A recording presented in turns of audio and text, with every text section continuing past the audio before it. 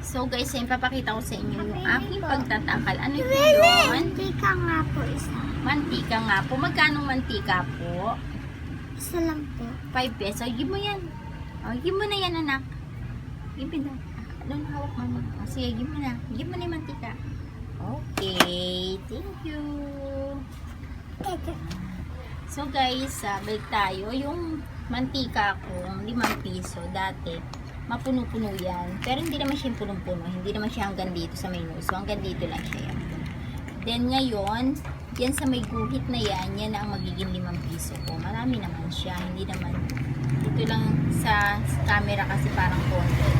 Pero ayan, yan sa may line na yan, yan sa may taas ng line na yan, yan na yung aking 5 piso today. No, magtatakal tayo ng mantika. So titingnan natin kung yung 1 litro, tingnan natin kung magkano lalabas, no, yung 1 litro niya.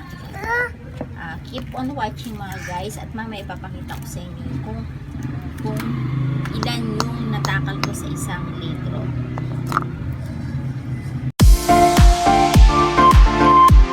So ganyan guys, karami yung lumabas sa aking 5 piso.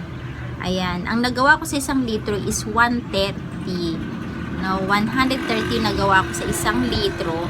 So hindi na masama, 95, meron tayong 35 pesos, no, sa 1 litro, kasi nga tingi-tingi naman siya. Then gumawa din ako ng tig sa 10 piso. Ayan. So 2 takal siya, medyo mataas ang takal niya kaysa sa 5 piso. Yan, medyo konti lang naman yung itinaas niya. So, yan, ang aking 10 pesos. Then, meron akong 20 pesos, hindi ko pa siya natatakal. Nagtatakal lang ako ilang piraso lang kasi pag kadalasan naman nabibili is yung 10 at saka yung 5 pesos. So, yun lang naman ang aking tinakal sa 10 pesos. Then, nagtakal din ako ng so, ayan guys, yung aking natakal. Ito, 1 litro yan. Nagkakalaga siya ng 130. Then, nagtakal din ako ng mga 1/4 na asukal. Then, 2 kilong wash at saka 1 kilong light. No? Yung medyo mapula siyang sugar. Then, meron pa naman kasi ako nito. Mas mabili kasi to kaysa rito. No? Ito mabili yung wash. Kaya ito yung dinadamihan ko. So, meron pa naman ako parehas yan. Hindi lang ako nagpapawala. Then, nagtakal din ako nung tig-2 na asukal. So, ayan. Ayan. Ayan. Naka 15 pieces din ako nito. Nitong tig piso. Ay, tig-2. Ayan, naka 15 pieces din ako niyan. Ayan. Ito lang kasi yung natira dun sa 1 kilo. Kaya, ginawa ko ng tig-2. Ayan ang aking ginawa. Nagawang mantika. Pagtatakal ng mantika. Yan. Ito isisil ko pa siya. Ginagamit ko sa pagsil is kandila. No, wala pa akong sealer. No, hindi pa ako makabili ng sealer. So gumagamit ako ng kandila para isilbi ang mga yan. So yan guys yung aking pagre-repack ng mantika, no. Ganun lang ako mag-repack ng mantika kasi every paano ba? Mga halimbawa 2 days o 3 days, every 3 days, 2 days pupunta naman ako ng silang. Basta naubos yung aking binibining 6 na litrong mantika kasi yun yung nire-repack ko, yun yung pag naubos yun, matik yun, talagang pupunta ako ng silang kasi ayoko rin na mawawalan ako ng mantika kasi talagang isa yan sa mga dito sa tindahan ko, yan yung isa sa pinakamabili talaga yung mantika, no? Kahit talagang kasi araw-araw yung ginagamit kaya hindi ako nagpapawala ng mantika, no?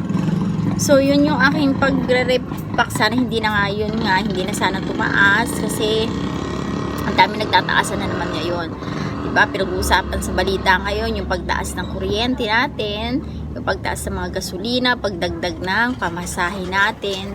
So, yung mga malilitang kita, so sana hindi tumaas ng sobra-sobra naman yung ating pamasahe, no?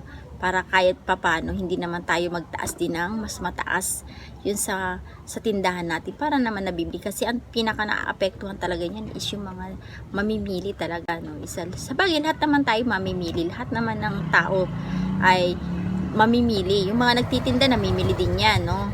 Yung mga sa bahay lang, yan, mga namimili. Lahat naman tayo namimili talagang hindi tayo pwedeng hindi bumili ng mga pangangailangan natin. So, sana lang hindi tumaas ng sobra-sobra kasi talagang itong pagpasok ng 2022 is lahat nagtaasan, no? Kaya nakakalungkot na maraming tumataas. Sana yung sahod ng mga tao din, no, tumaas din. So yan lang guys ang aking yaw-yaw today. Sa mantika lang ang aking vlog pero napakadami ko na hiniyaw-yaw. Marami na ako. Hindi, totoo lang naman din yung sinasabi ko, no. Hindi ko lang din ma-explain masyado kasi syempre kahit papano hindi pa natin talaga ayan na naman ako. Marami naman. Basta sana wag na nang tumaas, no. Sana wag nang tumaas. Yung kumbaga hindi na madagdagan ko ano yung mga tumaas ngayon. Sana hindi na madagdagan. So yun lang. Thank you sa panonood ninyo. Thank you din sa aking mga subscriber. Thank you sa mga nanonood, nagko-comment. Thank you. So yun lamang guys. Mag-iingat palagi tayo. So lalo ngayon napakainit, super init sa labas, no. Lagi tayong magdadala ng payong. Lagi tayong magdadasal, yan. Keep safe kahit saan tayo pumunta.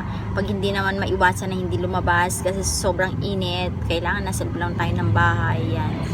Magdadala tayo ng mga payong, magdala tayo ng tubig, yan. Iwas stroke ba, yan. Sobrang init kasi madali tayong tamaan talaga ng sakit or kahit na ano sa sobrang init. So yun lamang guys. Thank you sa panonood nyo. Thank you sa mga nanood sa video ko. Please pagkatapos nyo naman manood, magpindot naman kayo ng subscribe, no. I-touch naman yung subscribe